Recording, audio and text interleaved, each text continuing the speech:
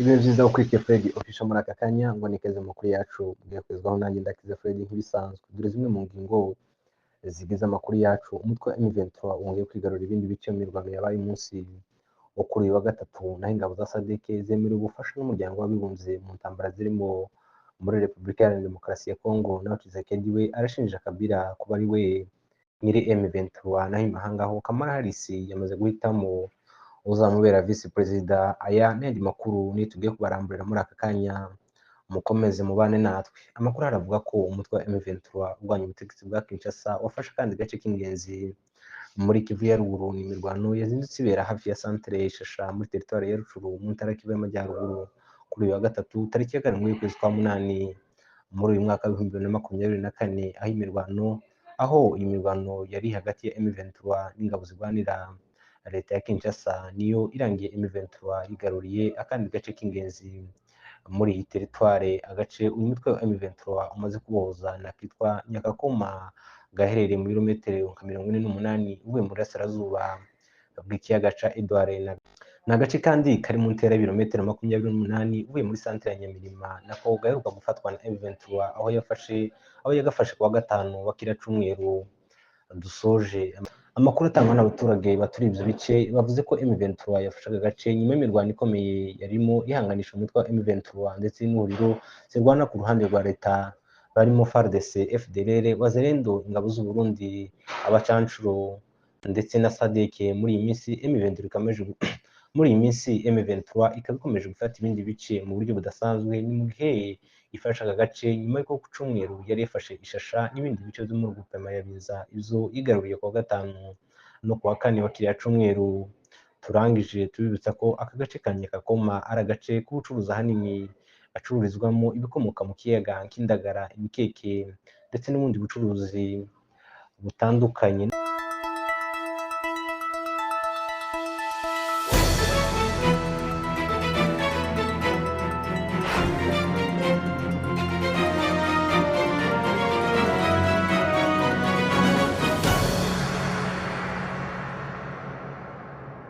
No mu yandi makuru nuko ingabo za SADC zirwanira leta ya Kinshasa zigiye guhabwa ubundi bufasha bukomeye.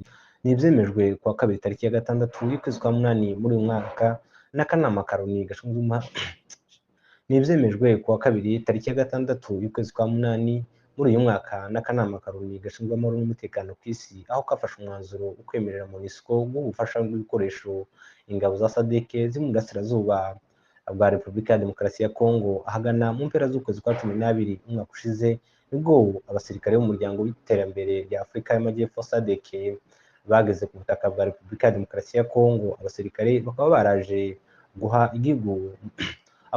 bakaba baraje muri iki gihugu mu rwego rwo gufasha ingabo za Repubulika ya Demokarasi ya Kongo kurwanya umutwe M23 ugize igihe kinini warazengereje ubutegetsi bwa Repubulika ya Demokarasi ya Kongo. Kimweho nubwo abasirikare baje uburyo bwo gutanga umusada igisirikare cya leta ya Kinshasa gihanganye na M23 ntaci ingenzi bakoze, kuko uyu mutwe ukomeje kwigarurira ibice byinshi byashizwemo bariya abasirikare. Ingabo za SADC zigizwe n'abasirikare ba Afurika y'Epfo, Malawi ndetse n'abaje baba muri Tanzania, kuko zashizwe ahagaragara n'inyandiko zivuga ko zashizwe hanze n'Ubufaransa zigaragaza ko inama yateranye ku munsi w'ejo hashize y'akanama karoni gashinzwe umutekano ku isi yafatiwemo ibyemezo bivuga ko izi ngabo za SADC zigomba gukorana bya hafi n'ingabo za MONUSCO ziherereye mu burasirazuba bwa Repubulika ya Demokarasi ya Kongo. Izo nyandiko zivuga ko MONUSCO izakorana na SADC mu guha inkunga y'ibikoresho bya gisirikare, guhana amakuru, kurengera abasivile ndetse no guha inama za tekinike mu ntambara irimo gufasha igisirikare cya Repubulika ya Demokarasi ya Kongo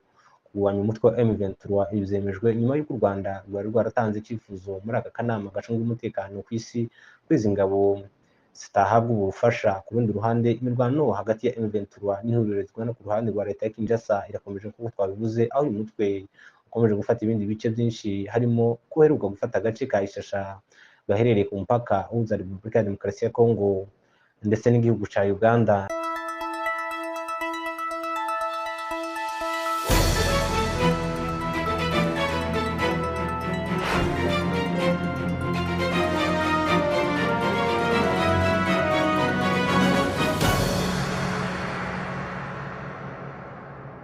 Naho mu yandi makuru nuko Tshisekedi yashinje Joseph Kabila kuba ari we nyiri AFC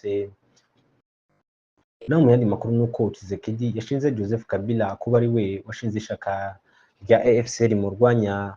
Amakuru aravuga ko perezida wa Repubulika ya Demokarasi ya Kongo Felix Tshisekedi yashinze Joseph Kabila yasimbuye ku butegetsi kuba ari we washinzwe ihuriro ry'imitwe imurwanya ifatanyije na M23 rizwi nka Alliance des Fleuves Congo cyangwa se AFC. Mu magambo ahinnye, Tshisekedi yabitangarije i Buruseli mu Bubiligi aho yari amaze iminsi yaragiye kwivuriza umugongo. Yagize ati Joseph Kabila AFC niye yanze kwitabira amatora aja kwitegura intambara. Ibirego bya Tshisekedi kuri Kabila byatangijwe na ibirego bya Tshisekedi kuri Kabila byatangijwe na Augustin Kabuya uyobora ishaka rya UDPS riri ku butegetsi. Icyakora biterwa utwatsi n'ishaka rya PPRD rya Kabila. Tshisekedi yavuze ayo magambo mu gihe hashize icyumweru urubyiruko rw'ishaka rye rugabye igitero ku rugo rwa Kabila Kinshasa, abasaga 70 bagatabwa muri yombi. Kuva yava ku butegetsi, Joseph Kabila yirinze kuvuga byinshi ku butegetsi bwa Tshisekedi wamusimbuye nubwo bashwanye guhera mu mwaka wa 2021.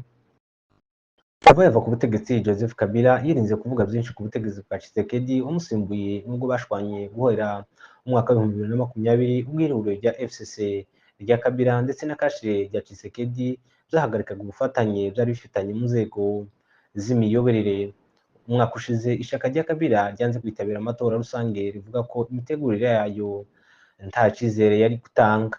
Andi makuru ahari avuga ko raporo y'ibigo bibiri by'ubushakashatsi muri Repubulika ya Demokarasi ya Kongo yatangaje ko kugaruka k'umutwe wa M23 mu mwaka wa 2021 kwavuye hanini ku makimbirane hagati y'ubutegetsi bwa Kigali ndetse na Kampala aho kuba impamvu zivugwa n'abakuriye umutwe wa M23. Iyi raporo yasohotse kuwa mbere yakozwe n'ibigo Ebuteri na Groupe d'études sur le Congo bikora ubushakashatsi kuri politike ndetse n'amakimbirane yazanye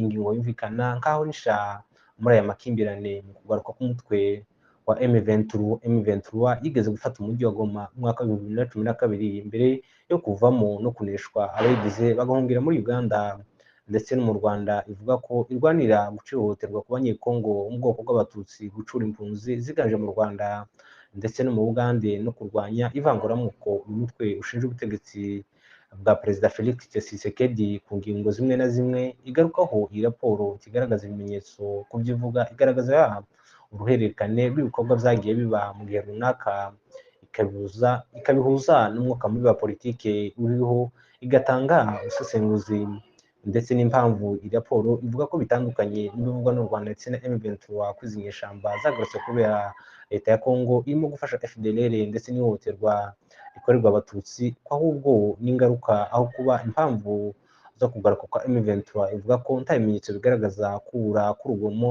rwibasira abatutsi muri Kivu ya ruguru mbere y'uko M23 igaruka. Umutwe wa M23 na leta y'u Rwanda ntaco biravuga kuri iyi raporo, ariko M23 yakomeje gutangaza ko yongeye kugaruka muri Kongo kubera ko leta irebera ibikorwa by'urugomo byibasira abanyekongo mu bwoko bw'abatutsi, ivanguramoko no kununga gukemura ikibazo c'impunzi. Kigali nayo yagiye inenga Kinshasa kununga gukemura ibyo bibazo. Raporo ya biriya bigo bibiri ivuga ko Tshisekedi yageze ku butegetsi afite ubushake bwo kurangiza amakimbirane mu burasirazuba bwa Repubulika ya Demokarasi ya Kongo, ariko kugeza n'ubu nta byaragiraho. Iyi raporo ivuga ko Tshisekedi yasuye kandi yifuje gukorana n'ibihugu by'ibituranyi nka Uganda, u Rwanda ndetse n'u Burundi mu kurangiza ikibazo cy'imitwe yitwaje intwaro mu burasirazuba bwa Repubulika ya Demokarasi ya Kongo mbere y'uko M23 yongeye kubura imirwano. Bamwe mu ntumwa zayo bakiriwe Kinshasa kuganira na leta bakamara amezi menshi, ariko bakava mu kwezi kwa 10 mwaka wa 2021 ntaco bagezeho. Nyuma y'imyaka hafi 10 y'agahenge, imirwano yongeye kubura icyanzu Runyoni hafi y'ikirunga ca Sabyinyo no mu kwezi kwa 11 umwaka wa 2021. Naho mu yandi makuru tugana ku musozo, Vice Perezida wa Leta Zunze Ubumwe za Amerika Kamala Harris yahisemo Guverineri Tim Walz wa leta ya Minnesota kumubera kandida Vice Perezida mu matora y'umukuru w'igihugu. Kamala Harris yavuze ko yishimiye icemezo yafashe, ibyashimangiwe n'abasesenguzi mu bya politiki. Aba bemeza ko Walz azafasha Kamala kwigarurira abazungu mu byaro batoneye bemeza ko Wazira azafasha Kamala kwigarurira abazungu mu byaro batoye Donald Trump mu matora mu 2016. Aya niyo makuru twari tubafitiye, mwakoze kubana natwe. Ibiganiro byacu nakagaruka. Ciao ciao.